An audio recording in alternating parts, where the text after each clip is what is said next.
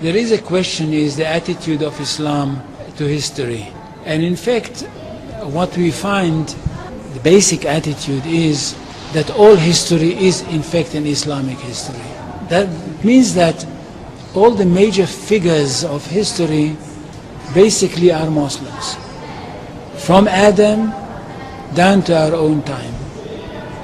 So if the Jews or the Christians are demanding something and basing it on the fact that there was a king called Solomon, or a king called David, or a prophet called Moses, or Jesus, then of course what they are doing, they're saying something which is not true, or in fact they don't know that all these figures were basically Muslim figures.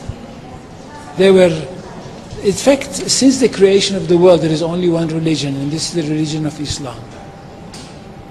So if anybody says, look, there is a place which is connected with Solomon, and that's the place where the Temple of Solomon stood, a true Muslim would tell you, yes, absolutely right, but don't forget that Solomon was a Muslim.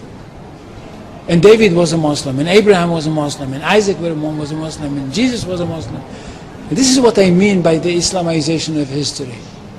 And you can understand that through Islamization of history, you've got Islamization of geography. Anywhere which was connected with these people, or with these prophets, which were all Muslims, becomes a Muslim territory.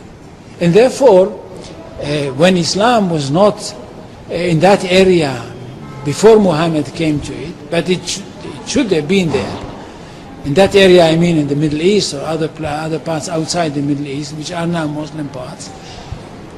Any place like this had to be freed, not to be conquered, had to be liberated.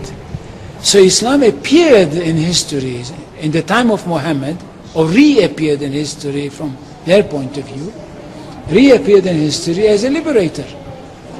And therefore there is no Islamic occupation. If somebody occupied anything, it would be always somebody else, not the Muslims. So there is no Islamic occupation, there is only Islamic liberation.